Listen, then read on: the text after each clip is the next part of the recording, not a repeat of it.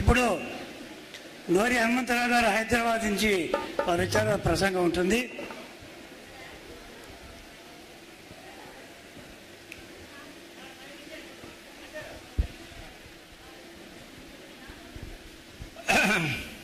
సహవాసం అంటే భగవంతునితో భౌతిక సాన్నిహిత్యత్వం అంటే ఆయన మనం ఒకే కుటుంబ సభ్యులుగా కలిసి ఉండడం. బాబా అన్నారు, నేను మీతో ఉండడం మీరు నాతో ఉండడం రెండు సమానం కాదు అన్నారు. ఎంచేతంటే నేను యుగయుగాల నుంచి మీ జన్మజన్మల నుంచి మీతోనే వస్తూనే ఉన్నాను, కానీ మీకు నాతో సహవాస భాగ్యం ఇప్పుడు నాకు సమకాలికులుగా పుట్టినటువంటి మీకు అబ్బింది.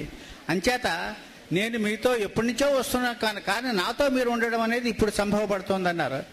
ఇది ఎలాగో ఒక 2 ఎగ్జాంపుల్స్ చెప్పారు బాబా. 1962 ఈస్ట్ వెస్ట్ గ్యాదరింగ్ జరుగుతున్నప్పుడు ముందరిద్దరు కూర్చొని ఒకళ్ళ భుజం మీద ఒకళ్ళు చేతులు వేసుకొని చాలా నవ్వుతూ కేరింతలు కొట్టుకుంటూ సౌఖ్యంగా ఉన్నారు. బాబా పక్కన ఉన్న ఈరొచ్చని ఆదికేర గారిని ఇద్దరిని పిలిచి, ఇగో వీళ్ళిద్దరూ ఇక్కడ చాలా ఆనందంతో ఉన్నారు కదా, వీళ్ళకి ఇప్పుడు వీళ్ళ గత జన్మల యొక్క సంబంధం ఒక్కసారి తెలిపానంటే వాళ్ళు మన ముందరే ఇద్దరూ కొట్టుకు చేస్తారు. ఎంచేతంటే గత జన్మలో వీళ్ళిద్దరూ బద్ధవైరులు, కానీ ఇప్పుడు ఫ్రెండ్షిప్గా ఉన్నారు అని. ఆ విధంగా మన గత జన్మలు భవిష్యత్తు జన్మలు అన్నీ ఆయన కర్తలామలకం. అలాగే నొరీనా మ్యాచ్బెల్లి అని అమెరికాలో ఉండేది. ఆవిడ మొట్టమొదట బాబా దగ్గరికి చాలా వ్యతిరేక భావంతో వచ్చింది, కానీ బాబా యొక్క ప్రేమతో ఎంత ప్రభావితమైందంటే ఆవిడ జీవితం అంతా బాబాకే అర్పించి చాలా లెక్చర్స్ ఇచ్చి చాలా మందిని బాబా పరిధిలోకి తీసుకొచ్చింది. ఆవిడ 1962 ఈస్ట్ వెస్ట్ గ్యాదరింగ్ ఇంకో 5-6 నెలల ఏడాదిలో ఉండగా ఆవిడ చనిపోయింది.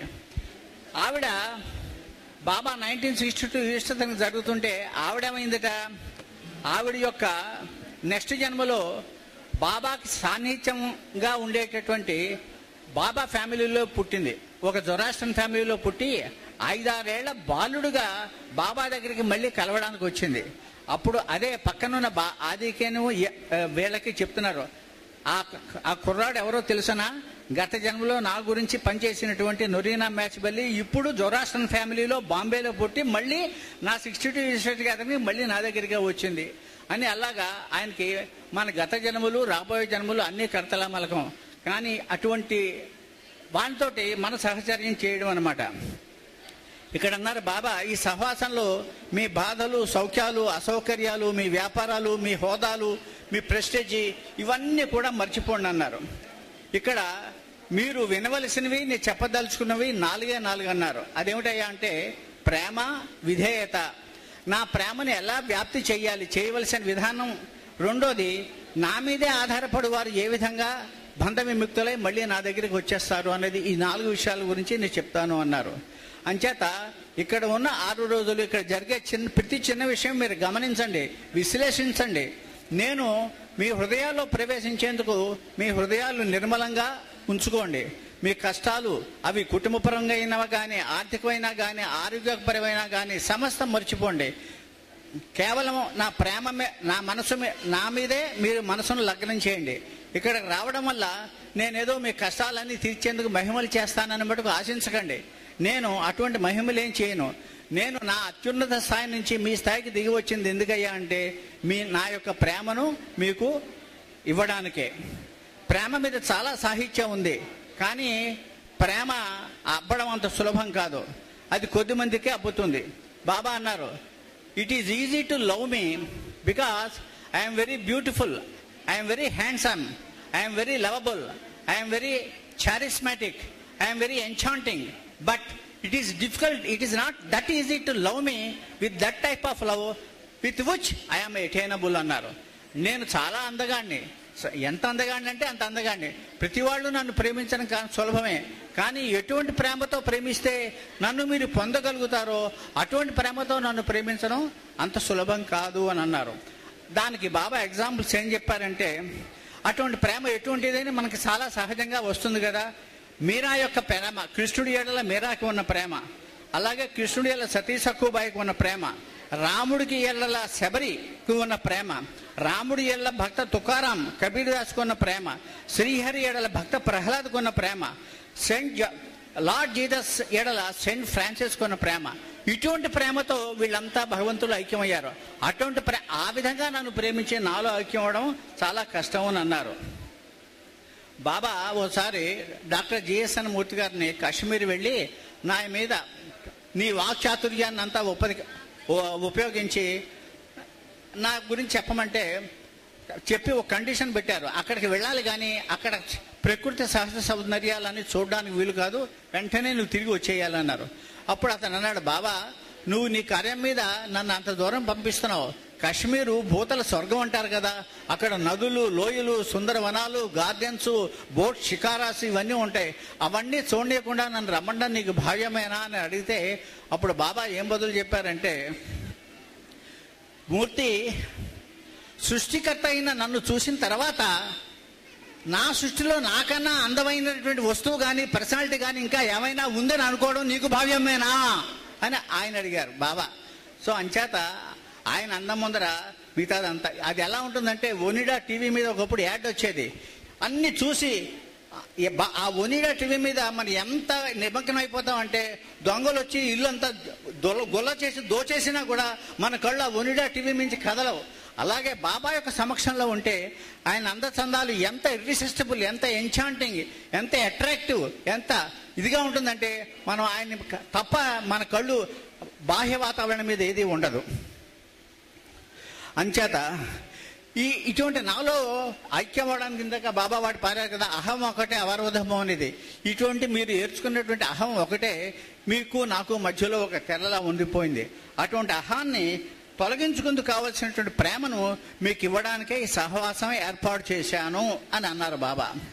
వచ్చిన తర్వాత అటువంటి ప్రేమ విధేయత కథలు చెప్పాలంటే బాబా ఏం చెప్పారంటే, ప్రేమ గురించి ఇందాక మీరా ప్రేమ, సెంట్ జోసెఫ్ ఫ్రాన్సిస్ ప్రేమ చెప్పారు. విధేయత గురించి చెప్పాలంటే అక్బర్ దర్బార్లో ఉండేటువంటి ఆయాజ్ అనేటటువంటి ఒక స్లేవ్ బానిస యొక్క విధేయత, తర్వాత శివాజీ కాలంలో ఎవరు మన రామ్దాస్ భక్త సమర్థ రామదాస్ దగ్గర ఉండేటటువంటి కళ్యాణ్ అనేటటువంటి శిష్యుడి యొక్క విధేయత చెప్తుంటే వాళ్ళందరికీ అక్కడ ఉండే వాళ్ళకి హృదయం ద్రవించిపోయి కళ్ళమాట నీళ్లు ఖర్చాట. సో అటువంటి ప్రేమ విధేయత మీరు అలవర్చుకోవాలి. మూడోది నా వర్క్, నా ప్రేమను ఏ విధంగా విస్తరించాలంటే, నేను 1 మార్చ్ 1954 రాజమండ్రిలో నీకు what is my work and how to do it అన్నది మీకు చెప్పాను. తర్వాత ఫ్రీడమ్ అంటే బాబా ఆయన దగ్గరికి వచ్చినప్పుడు ఫ్రీడమ్ అంటే ఎంత స్వేచ్ఛగా ఉండాలంటే, let nothing Sheikh your faith in me and all your bindings will be shaken of. నా మీద మీకు ఉండేటటువంటి ఆ అచంచలమైన విశ్వాసాన్ని సడలనీయకుండా ఉంటే మీ బంధాలన్నీ, మీ చవాన్ని కూడా పటాపచ్చలైపోతాయన్నారు. అంచేత బాబా ఆ ఫెయిత్ని rock like faith, flame like love and dust like surrender అన్నారు. రాక్ లైక్ అంటే ఒక రాట ఏ విధంగా కదలదో అటువంటి విశ్వాసం. అంటే ప్రతికూలమైనటువంటి పరిస్థితుల్లో అయినా సరే, అనుకూలమైన పరిస్థితుల్లో కూడా ప్రేమ అదే విధంగా ఉంటుంది. ఫ్లేమ్ అంటే సకల కల్మషాలు దహించి వేసేటువంటి అగ్ని లాంటి ప్రేమ, అటువంటి ప్రేమ ఉండాలి. ఇంకా సరెండర్, డస్ట్, మట్టి ఉంది, మట్టిని మన కాలుతో నెట్టినా అదేమనుకోదు, భూమి ఇక్కడ అతుకున్నా అదేమనుకోదు. అంటే అందరం ఎక్కించినా అధోగతికి దించినా కూడా మీరు అన్ని పరిస్థితుల్లోనూ కూడా నన్ను అంటిపెట్టుకుని ఉండాలి, అది డస్ట్ లైక్ సరెండర్ అన్నారు. తర్వాత ఈ సహవాసంలో మీరు నా ఆకారం, నా హావభావాలు, నా ముఖ కవళికలు, నా టీవీ, నా దర్జా, నా అందచందాలు ఇవన్నీ మీరు గమనిస్తూ ఉండాలి. ఎంచేతంటే ఇదే మీకు ఆఖరి వరకు, మీ ముక్తి వరకు మీకు అక్కడికి వచ్చేటటువంటి విషయం. ఎంచేతంటే బాబా హిందీలో, హమీర్పూర్లో హిందీలో చాలా లెక్చర్స్ ఇస్తున్నారు. మన ఆంధ్రులకు హిందీ రాకపోవడం వల్ల పాపం వాళ్ళకి ఏమీ అర్థం కాక తెల్లమొహం వేస్తున్నారు. వాళ్ళు పెద్ద హిందీలో ఏదేదో చెప్పిస్తున్నారు, మనకు అర్థం కావట్లేదంటే బాబా అందరి హృదయాలు తెలిసినవాడు కాబట్టి ఆంధ్రుల యొక్క పరిస్థితి గమనించి వాళ్ళని ఎలా ఓదార్చారంటే, చూడండి ఈ మాటలు ఈ చెవితో విని ఈ చెవితో పోయేవి, మాటలు మీకు ఎక్కువ కాలం నిలవు, మీ ముందు ఉండేటటువంటి నా యొక్క అందం, నా యొక్క చందం, నా నా యొక్క ముఖ కవళికలు, నా యొక్క ఆకారం, నా యొక్క అందచందాలు, ఇవే నా నామం, ఇదే మీకు ఆఖరి వరకు అక్కడికి వచ్చేది. మీ ఆఖరి విషయంలో ఇప్పుడు మీరు చూస్తున్నటువంటి నా ముఖ కవళికలు, నా అందం, నా నామం, నా జపం, నా నామం, ఇదే మీకు ఆఖరిలో మీకు అక్కడికి వచ్చేది. కానీ ఈ మాటలు ఈ చెవిలోంచి వచ్చి ఈ చెవిలోంచి వెళ్ళిపోతాయి, అదేం అర్థం కాదని మీరు బాధపడకండి అన్నారు.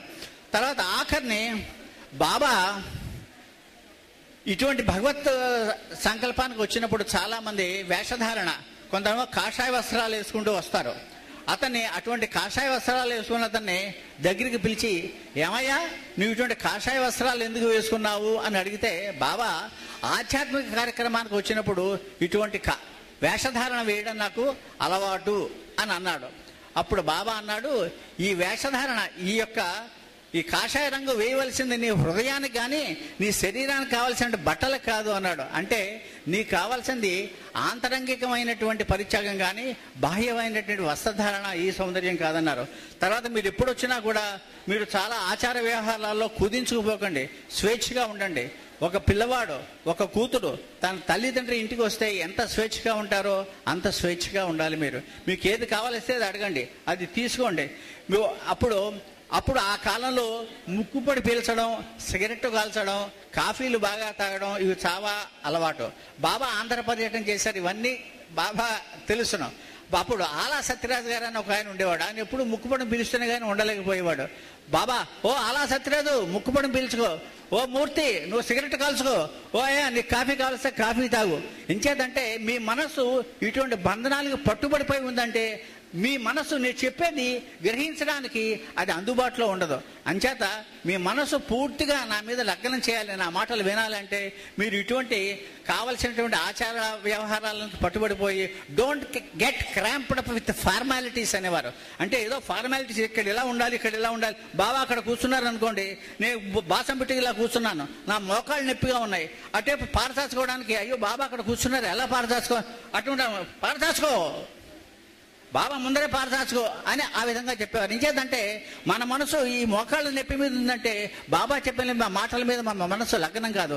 అంచేత సిగరెట్ కాల్చుకోండి, ముక్కుపడి పీల్చుకోండి, కాఫీ తాగండి, కాళ్ళు విస్తరంగా మార్చుకుంటారు. So don't get cramped up formalities అనేవారు. అంచేత ఈ విధంగా నా సహవాసంలో మీరు అనవసరంగా నేర్చుకున్నవన్నీ కూడా మర్చిపోవాలి. అవసరంగా నేర్చుకోవాల్సినవి ఇంతవరకు మీరు నేర్చుకోనివి ఇప్పుడు మీరు నేర్చుకోవాలి. You have to unlearn what you have intellectually learn and you have to learn what you ought to have learned but you have not learned so far. అంటే మీరు ఏదైతే నేర్చుకోవాల్సిందో అది ఇప్పుడు మీరు నేర్చుకోవాలి, ఏదైతే అనవసరంగా మీరు నేర్చుకున్నారో అదంతా మర్చిపోవాలి అని బాబా అప్పుడు చెప్పారు. ఇది మీరు అనవసరంగా మర్చిపోవాల్సింది ఏంటంటే దిస్ రిచువలిస్టిక్ సెరమోనియల్ హస్క్, అంటే ఈ ఆచారాలు, ఆడంబరాలు, దీంతో ఉండేటటువంటి ఆచార వ్యవహారాలని మర్చిపోయి కావలసినటువంటి మూడు లవ్, ఒబీడియన్స్ అండ్ సరెండర్, ప్రేమ, విధేయత, సమర్పణ, ఈ మూడే మీకు కావాలి.